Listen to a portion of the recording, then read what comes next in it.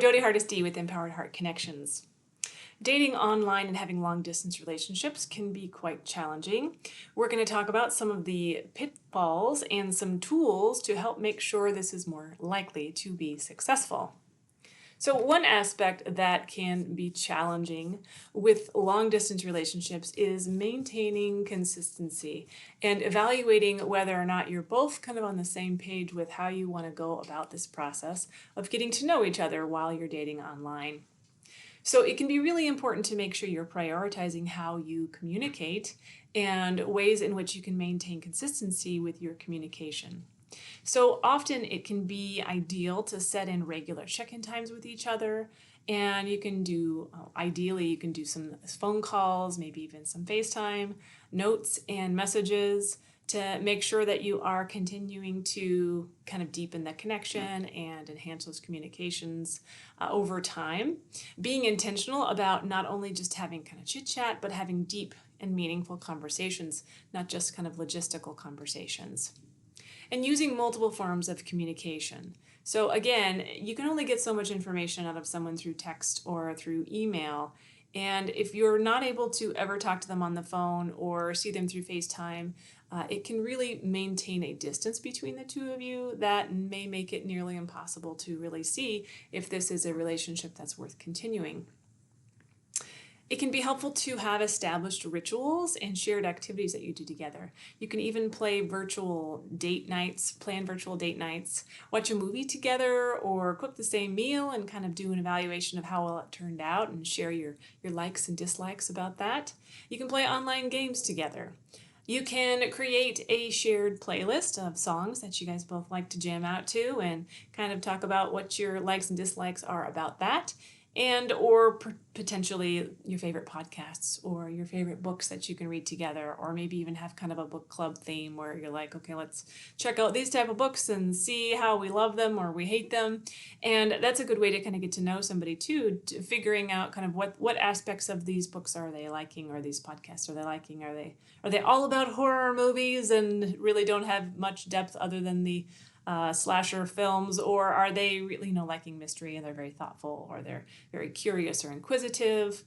And one thing that's lovely to do, even though most of us have kind of forgotten how to do this, is to write some old school letters. That's right, pencil, paper, pen, paper, mail it out, right? Those can be really fun to receive. Like, if most of us get some pretty not very fun mail, right? We get bills and things that maybe junk mail, right? But having some old school love letters can really kind of keep that romance and that spark alive. Expressing your love in creative ways can be helpful. Sending surprises, again, handwritten letters. Gotta love the handwritten letters. Or leaving voice messages for each other, especially if you know maybe they're busy, they don't have time for a conversation, but that they're okay, they have got their ringer turned off, and you can leave them a cute little voicemail to let them know that you're thinking about them. Using shared apps like photo albums, countdown timers, or goal trackers to kind of keep you guys on the same page and evaluating what you're looking for in a relationship. Making a private Instagram or TikTok for cute updates only for each other. The most important part here is that you're going to eventually, right, meet in real world life, right? Because you can't really have a full relationship only online. So this is important at some point to be able to plan some in-person visits. And if you can't plan in-person visits, it might be time to evaluate what it is that you're getting out of this relationship, and if it's enough to keep you connected and really something that's worth continuing the effort. So scheduling those visits in advance, having something really fun to look forward to, and talking about kind of what the adventures that you'll have, maybe planning some things that you're going to do whenever you do get together. Making travel budgets and discussing logistics openly can be really helpful, and this can also be kind of a nice way for you to evaluate where you are together with financial aspects in relationships, and maybe how both of you are budgeting, and are you saving? Are you guys racking up credit card debt, to kind of evaluate, again, is this person truly a good match for me, or maybe are we kind of helping each other rack up credit card debt together? Set expectations of how you'll spend time together. So again, are you going to fly and meet together? Or are you going to have them visit you? Are you going to visit them? Are you going to go on a cruise together? Are you going to go on a vacation together? So what does that look like? And if you are going on a vacation together every time you get together, keep in mind that that may not be as realistic as potentially, when you do have time to be together, that when you're not having that fun kind of date adrenaline, that things might be a little different whenever you are, together in real life. Maintaining emotional and physical connection is really important. Talking about intimacy openly can be really helpful. Flirty texts can be fun. Love languages, sharing your love languages can be really helpful. And prioritizing trust and reassurance in the relationship as well, which can be really challenging when you're online and long distance. It's hard to know what your partner or the person you're in the relationship with is doing outside of the time that you're spending on the computer together. So really talking about what you're doing, what your life is like, and trying to reassure each other that that connection is strong, if it really is, and evaluating again if it may not be so great. Keep things fun and lighthearted when you are meeting, especially if you are meeting kind of infrequently. We don't want it to feel like a business meeting all the time, but we do want to be able to go have in-depth conversations as well at times. So we have to find that balance of really wanting to have that deep connection and those deep, meaningful conversations, but also having things lighthearted and having fun together as well.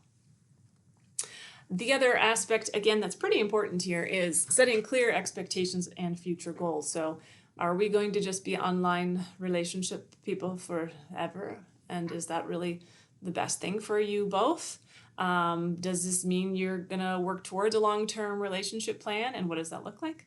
Will you eventually live in the same place? Will you be able to have a relationship in real life?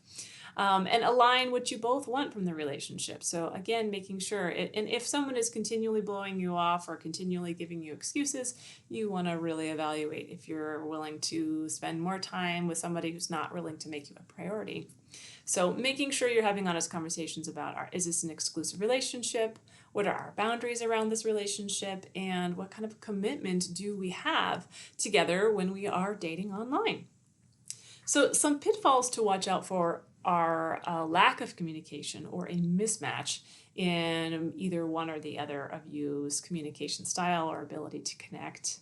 So if one person is consistently initiating all of the contact and the other one's kind of disengaged, that may be kind of a pitfall to watch out for. That may be kind of indicative of what the relationship might look like, is one of you just maybe more committed than the other. Unclear expectations about how often to communicate can cause conflicts in these relationships. So if you're kind of random, or if your partner's kind of random, the person you're dating's random, that can create some distrust and create distance between the two of you. The other challenge is misinterpreting messages and digital tone, right? You can't have the tone and the nuance that you can have through text or through email even. And it can be difficult to not misinterpret something sometimes. Emojis can only do so much to help us really have that kind of joking kind of persona whenever we're saying something sarcastically or being funny. So it's really important to make sure that you are being clear about your communication style and trying to be direct about what you're actually saying, and being, if sensing something's wrong, or if you're interpreting in a way that's maybe causing some conflict, to address that right away before it becomes more of an issue. It can escalate pretty quickly when those misunderstandings are happening online. Using voice messages or video calls for deeper discussions, again, can help you kind of manage some of that, so that you're not just misinterpreting those kind of texts and the lack of tone. Having an over-reliance on virtual connection can be another pitfall. So only connecting through screens can make the relationship feel less real, and it can feel like there's not really a good balance. So we really need to balance that virtual intimacy with real-world conversations about the future, and again, those hopefully in-person visits, so that you can really find out what your chemistry is really like in person, and if they're a real person, hopefully, right? We don't want to make sure there's some mystery computer person on the other line that may not be exactly who they say they are. So we want to really make sure that we are meeting in person at some point to find that connection and see if you really have that spark whenever you're together. Another pitfall is jealousy and trust issues, right? If you don't have continued communication or contact with someone and you really never see them in person, or you very rarely see them in person, that can create some uncertainty about what their social life is like and what they're doing outside of when they're communicating with you. So it can really breed some insecurity for couples in these long distance relationships or online relationships. So again, having those open conversations and transparency can help misunderstandings. But again, ultimately, you are going to have to evaluate whether this is going to be a lasting relationship and you're going to eventually work towards a commitment, or if this is just something that's temporary and kind of passing the time for you. Another pitfall is a different long-term goals. So if one of you is like, yes, I can't wait till we can move in together, or we can at least live in the same place, and the other one is just kind of having fun, or they're just unsure of where this is going to go, that can obviously create some tension in the relationship. So it's important to make sure you're checking in regularly about this. And again, if it's been too long for you and you're really starting to have some insecurities around the relationship and they continue to either blow you off or not meet up with you or not have a way to connect with you, it may be time to evaluate your success in that potential outcome. And then lastly, time zone and schedule challenges. So if you are living in different time zones, this can make it really complicated to stay connected and can lead to maybe one or both of you feeling neglected by the other when you're only having those small windows of time to connect. So making sure that you are connecting when you do have those small windows so that neither one of you feels like they've been completely abandoned by the other. So again, long distance relationships or online relationships require a lot of effort, but they can be fulfilling. Again, it needs to have those goals in mind, that you have shared goals in mind, that you both are looking towards working on the same thing, so that one of you is not kind of wasting your time while the other is just kind of having fun and chit-chatting with you. Emotional intimacy does matter very much in relationships, as much or more as physical intimacy. So sometimes slowing down the physical intimacy can be helpful in these dynamics, so that you are really gaining some emotional intimacy with your person that you are communicating with over the internet or over the phone, before you are maybe maintaining that physical connection. And that can be a key factor, right? Because sometimes when we date people, there's chemistry, but there's no emotional connection. And a lot of people jump into relationships because there's physical chemistry. And they're like, I don't really like you very much, but we have physical chemistry, so let's do this. And it usually ends badly. So it can be a nice segue into a true connected physical relationship, is that you are really getting to know somebody emotionally before that next step. It can also help you be creative and really work on consistency in relationship to create that spark and keep that spark alive in relationships. But again, it is really important to make sure you are setting clear expectations so that neither one of you is disappointed about the outcome of the relationship, or feeling like, hey, I wasted all this time and we didn't really have the same goals and dreams. So thank you so much for watching. Please like and subscribe if this has been helpful, maybe even share.